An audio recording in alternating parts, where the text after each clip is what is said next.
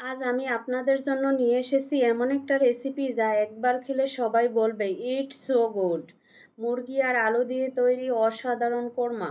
রুটি, পরোটা বা পোলাওয়ের সাথে এটা খেতে একদম মজার। চলুন দেখে নিই কীভাবে এই কোরমা তৈরি করবেন।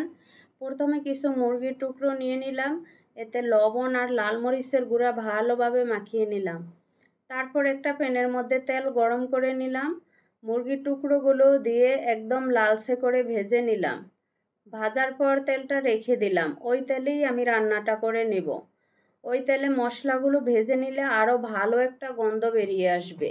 মুরগির মাংস ভাজার সময় একটা কাজ করবেন, মাংসে লবণ আর সামান্য লাল মরিচের গুঁড়া মাখিয়ে 10 মিনিট রেখে দিন। এতে মুরগি ভাজলে একদম যেমন সুন্দর লালচে রং হবে, তেমনি মাংসের ভেতর থেকে অতিরিক্ত পানি বের হয়ে মাংসটা আরও মচমচে আর মজাদার হবে।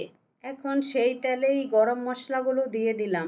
এলাচ, দারুচিনি, লবঙ্গ আর তেজপাতা এগুলো ভালোভাবে ভেজে মশলার সুগন্ধ বের হলে এরপরে পেঁয়াজ কুচি দিয়ে দিলাম। পেঁয়াজগুলো একদম লালচে করে ভেজে নিলাম যেন কোরমায় একটা সুন্দর রং আর মিষ্টি স্বাদ আসে। এবার আদা রসুন বাটা দিয়ে দিলাম।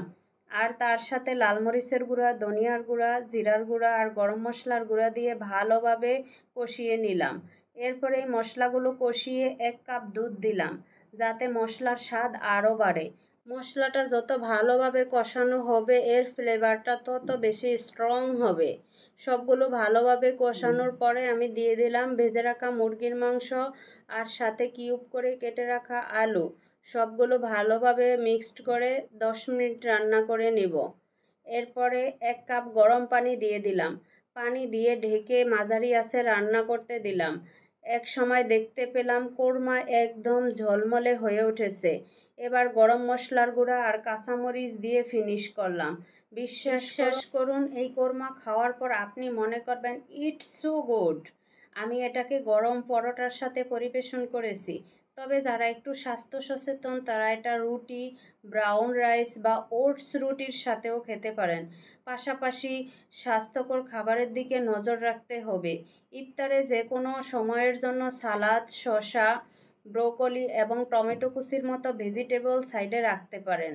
আর একটা গ্লাসে ডিটক্স ওয়াটার বা লেবু পানীয় খাবারের পর শরীরকে সতেজ রাখতে দারুণ কাজ করবে। শুধু স্বাদ নয়, স্বাস্থ্যটাও গুরুত্বপূর্ণ। তাই সুস্বাদু খাবারের সঙ্গে স্বাস্থ্যকর অপশন বেছে নিন।